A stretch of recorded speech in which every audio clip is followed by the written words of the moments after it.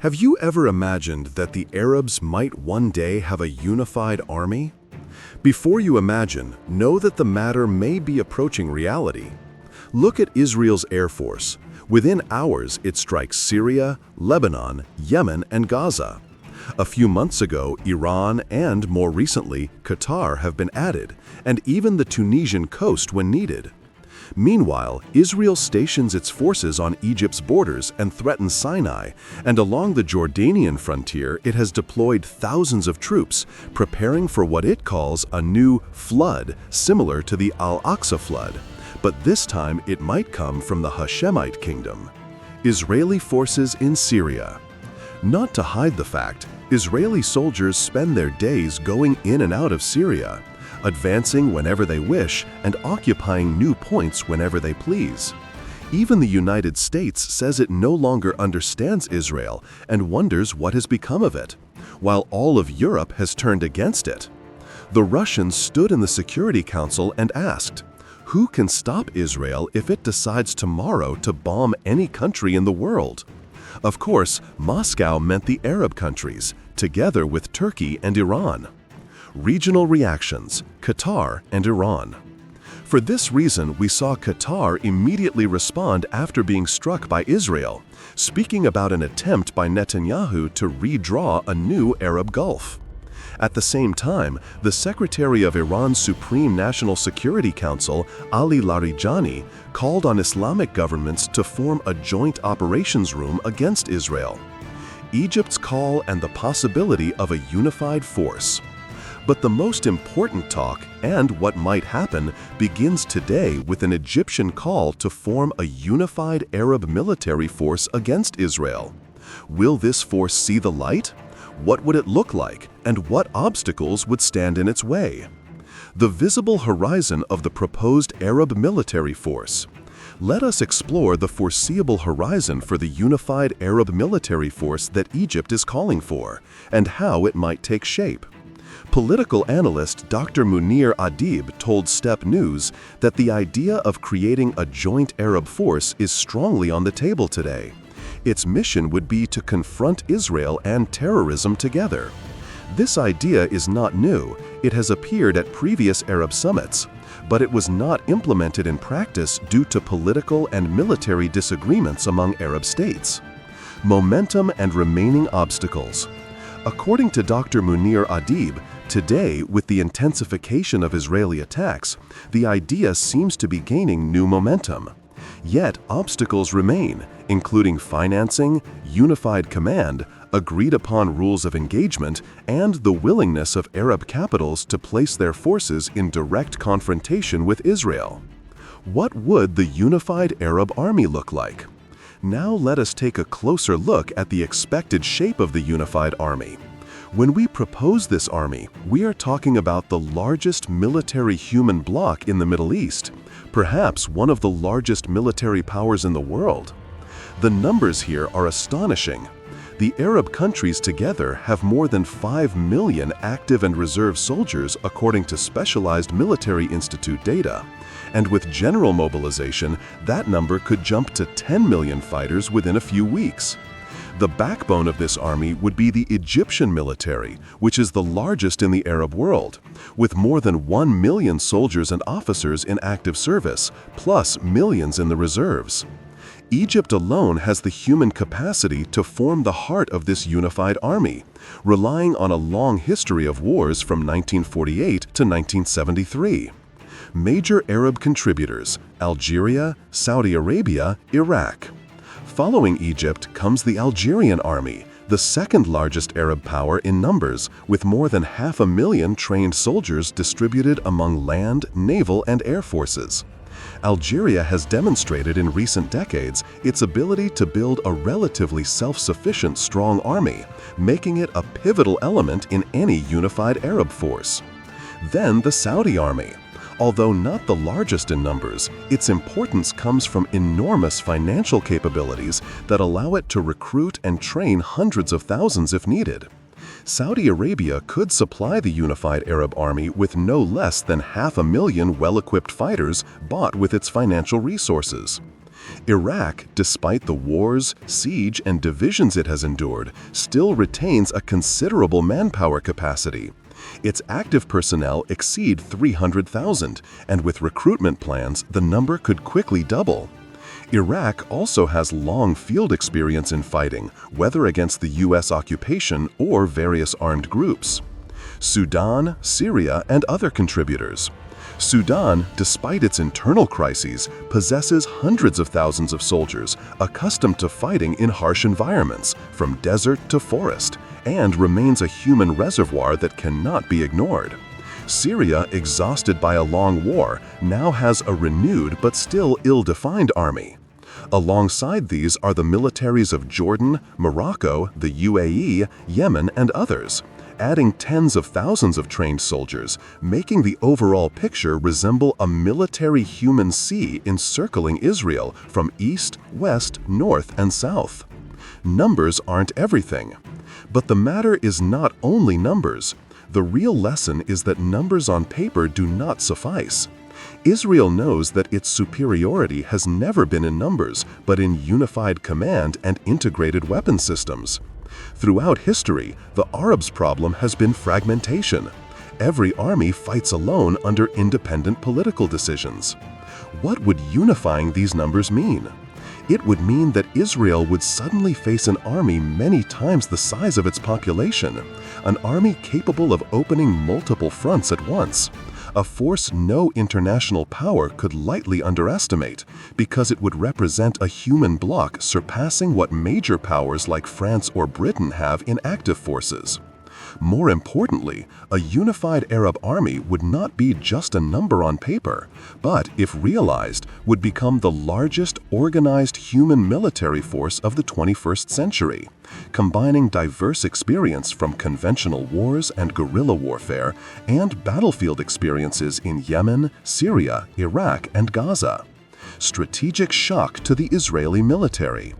Even the mere thought of uniting the Arab military force instills fear in the Israeli institution, which built its strategy on qualitative superiority against Arab numerical superiority.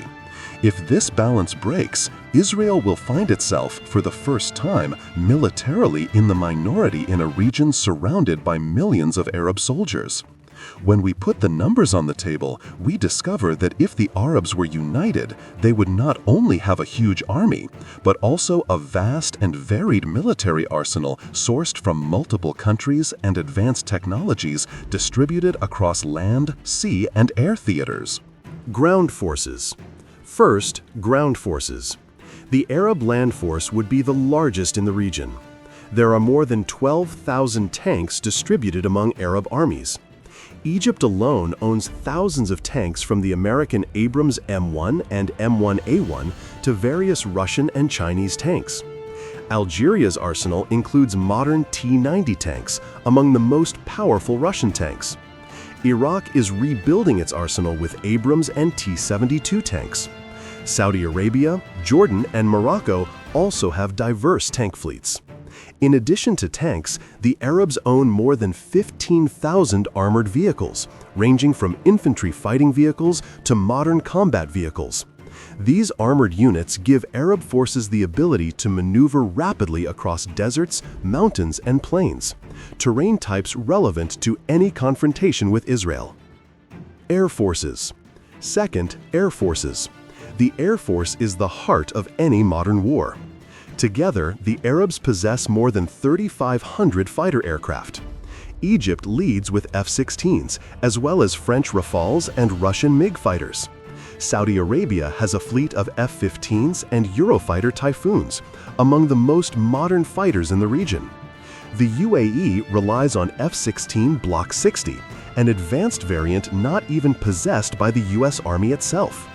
Algeria and Morocco have mixes of Russian and French fighters. Iraq, Jordan, and Qatar maintain additional squadrons of F-16s. The greatest evolution, however, lies in unmanned aerial systems. Turkey and Iran have transferred their expertise to the Arab arena.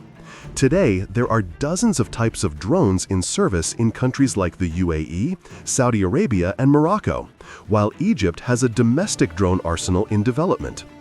These drones have proven effective in theaters such as Yemen, Libya, and Gaza, changing the rules of engagement in favor of those who use them. Naval forces. Third, naval forces. The sea is Israel's vital supply line, and if the Arabs unite, they possess more than 300 naval vessels, including submarines, frigates, missile boats, amphibious landing ships, and more. Egypt alone has a large navy with modern German Type 209 submarines and Mistral-class helicopter carriers. Algeria has Russian submarines and advanced frigates. Saudi Arabia and Morocco possess American and French frigates. The UAE owns fast missile boats, while Yemen has operational experience with remote-controlled suicide boats. If coordinated well, this naval power could blockade Israel's ports in the Mediterranean and the Red Sea, which would paralyze Israel's economy that depends on maritime trade. Missiles and air defense. Fourth, missiles and air defense. One of the most dangerous capabilities the Arab armies would have, if united, is ballistic and missile capability. Saudi Arabia has long-range ballistic missiles of the DF-3 type, Chinese. Egypt and Iraq have medium-range missile programs. Algeria and Yemen have developed modest but effective missile capabilities. In addition, there are advanced air defense systems. Egypt has S-300 Russian systems, Algeria has S-400, Saudi Arabia and the UAE rely on American Patriot and THAAD batteries. If these missile and air defense umbrellas are coordinated, they could intercept most Israeli airstrikes and change the aerial equation that has long favored Tel Aviv. The missing nuclear weapon. Fifth, the missing nuclear weapon. It is true that Israel monopolizes nuclear weapons in the region, but some Arab countries like Saudi Arabia and Egypt are pursuing peaceful nuclear programs that could at any moment be transformed into deterrent projects. Mere signaling about this file would become part of the equation if a unified army were born. Summary: numbers, equipment, and strategic shift. In summary, many men and much equipment exist. For decades, Israel built its strategy on qualitative superiority in arms while leaving the Arabs numerical superiority. But if numbers and equipment came together in a unified Arab army, Israel would face for the first time a double superiority, numerical and qualitative. And merely talking about such a force is already a strategic nightmare for Israeli general staff. Financing and leadership. Regarding funding, the Gulf states would be at the forefront of bearing the costs of financing, especially those affected by recent Israeli strikes. As for bases, Egypt remains the candidate to lead the project, given its geographic position between East and West and between the Mediterranean and the Red Sea, in addition to its long military history in the conflict with Israel. Saudi Arabia, with its financial and political depth, is a candidate to be the center of funding and armament. Syria and Iraq form an advanced front line pressing directly on Israel's eastern borders, and Jordan is the closest line of contact with the West Bank, making it pivotal in any potential operations. Obstacles to the project. Of course, there are obstacles to the project that can be summarized in several points. Financing. Despite abundant Gulf money, there remains fear of a long war of attrition that would make funders hesitant. Unified command. Who would lead? Egypt because of its numbers, Saudi Arabia because of the money, or a collective command? Rules of engagement. Is the army for defense only or for offense too? Will it respond immediately to every Israeli raid? These details are deeply debated. Political readiness. Some Arab countries are tied by peace agreements with Tel Aviv, foremost among them Egypt and Jordan. Are they willing to put their forces in direct confrontation? Also, many Arab countries that publicly oppose Israel maintain secret relations and coordination with it. Qatar, for example. These obstacles are not impossible, but they are sufficient to delay the project indefinitely, unless events force Arab capitals to overcome past disagreements. And it seems Israel has paved the way for that today through its repeated attacks and unprecedented arrogance. Early signs of a new shift. Therefore, there are signs that mark the beginning of a new shift in the Arab position and might lay the first bricks for the long-awaited project of a joint Arab force.